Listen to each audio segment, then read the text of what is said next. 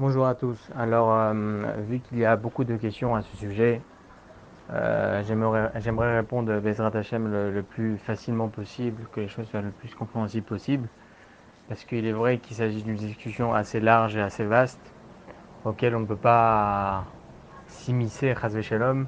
Mais bon, Hashem, la Torah elle est vaste, les avis sont vastes, les avis sont différents, et c'est ça qui fait notre unité dans notre peuple, le peuple juif. Vous pouvez même partager l'audio que je suis en train d'enregistrer, il n'y a aucun problème. Voilà, c'est la vie. Ce que je veux dire maintenant, c'est la vie du Rav Ovadia Yosef Zichron Tzaddik Rosh Livracha et de son fils qui suit son derrière son chemin, Maran Arav Yisrael Yosef Shlita, le grand Rav d'Israël Sepharad. Je vous explique. Cette discussion qui existe par rapport au calcul horaire, elle est bien entendu bien connue.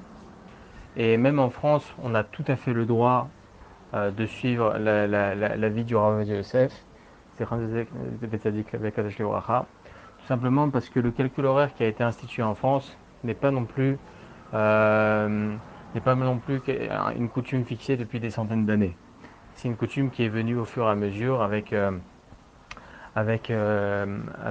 certain calendrier auquel ne suit pas l'avis du Shulchan Aruch. Chaque personne dans le monde a le droit, tout à fait le droit, de suivre l'avis du Shulchan Aruch, et c'est même recommandé, surtout pour les Sfaradim, surtout lorsqu'il peut s'agir, chas v'shalom, d'un Safek Berachot, lorsqu'il peut s'agir, chas v'shalom, d'un doute sur une Beracha. Je vous explique. Selon le premier calendrier, celui qui est bien introduit en France, et qui ne suit pas l'avis du Shulchan Aruch, vous pouvez certaines fois retrouver que l'heure à laquelle on met les téphilines, c'est possible des fois à 3h30 du matin. On peut mettre à cette heure-là. C'est pas obligatoire bien évidemment, mais on peut mettre à cette heure-là. Alors que selon l'avis du Shulchan Aruch, je vous donne un exemple, hein, les horaires ne sont pas réels, mais c'est un exemple. Alors que selon le Shulchan Aruch, vous allez trouver peut-être à 4h15. Si vous suivez le premier avis, vous allez vous retrouver dans un doute sur une bracha. Ça peut être considéré comme bracha levatala. Selon le Shulchan Aruch, c'est vraiment bracha levatala. Alors bien évidemment, on n'est pas du tout obligé de suivre le premier calendrier, surtout pour les Sfaradim, que nous sommes obligés de suivre la vie du Shulchan Aruch. Tov, pour arriver à expliquer par rapport aux jeunes, il faut savoir qu'il y a écrit dans la Gemara, dans plusieurs Gemarot, le calcul horaire séparant Ben Hashmashos, c'est-à-dire le coucher du soleil, le coucher du soleil à la sortie des étoiles.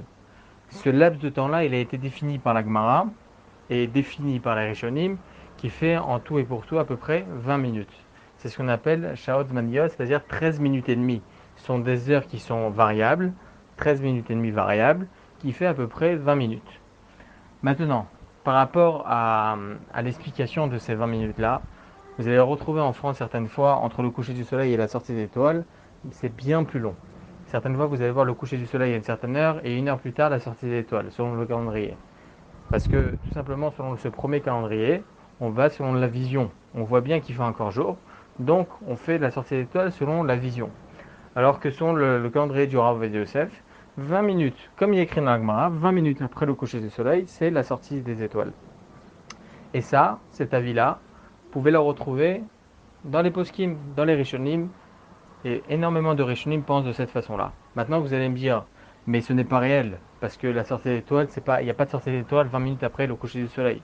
Vous allez avoir peut-être raison. C'est pour cela que on est marmire, nous sommes stricts pour la sortie du Shabbat et la sortie de Kippour uniquement lorsque il fait nuit à 100%, lorsqu'il y a la sortie des étoiles à 100%. Et ça, il faut faire attention. Tout ce qui est Deoraita, tout ce qui est de la Torah, alors il faut être marmire et évidemment, obligatoirement, suivre le premier avis et suivre la sortie d'étoiles réelle.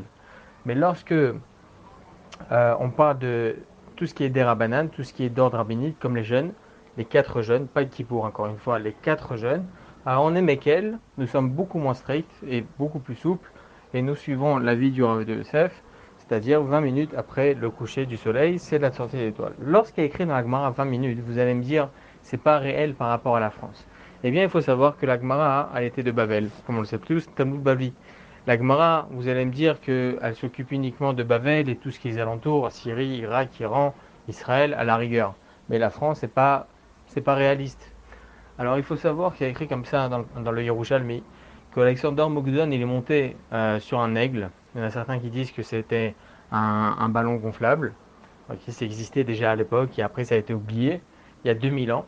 il est monté, il a vu que la terre elle était ronde. Donc on voit bien qu'au temps du Yerushalmi, au temps du Talmud Bavli déjà, il savait, Chachamim, que la terre elle était ronde.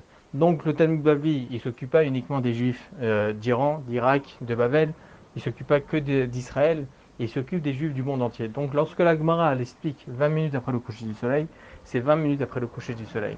20 minutes après le coucher du soleil, c'est la sortie des étoiles. C'est pour ça la vie du Rav Ovadia Yosef, même si vous allez voir réaliste au niveau visuel, vous n'allez pas voir la sortie des étoiles, 20 minutes après le coucher du soleil, c'est la sortie des étoiles, c'est l'heure à laquelle nos Géonim et nos Chachamim ont institué que c'est la sortie des étoiles. C'est pour cela que tout ce qui est d'ordre rabbinique, Tisha B'Av, 17 Tammuz, le 10 Tevet, Tzom Gedalia, ou bien tout ce qui est d'ordre rabbinique, même les tfilotes et tout ça, 20 minutes après le coucher du soleil, c'est considéré comme la sortie des étoiles, c'est l'heure à laquelle vous pouvez finir le jeûne. Yom Kippour, encore une fois, le Yom Kippour, qui c'est Karet, c'est de la Torah, et le Shabbat, on ne termine pas 20 minutes après le coucher du soleil en France, on finit selon la sortie des étoiles réelle. Voilà, j'espère avoir été clair. Bezrat Hashem, encore une fois, Baruch Hashem, on ne met pas de doute sur d'autres coutumes, sur d'autres avis, parce que notre Torah est vaste, il faut comprendre chaque shida, et il faut comprendre chaque avis, de côté aucun avis. Mais voilà pourquoi un séfarade a tout à fait le droit, il n'y a aucun problème, il n'a pas à être spécialement strict, il peut suivre à 100% la vie du Shulchan Aruch, et donc par extension la vie de Maran Harav Ovadia Yosef, Zichron Tzaddik Kadosh Livracha, même en France. Mais sur Otovot, qu'Hachem fasse en sorte qu'on n'ait plus du tout de jeûne, et qu'on n'ait plus de discussion Bezrat Hashem à ce sujet, par le Mashiach, c'est qui nous amène, amen.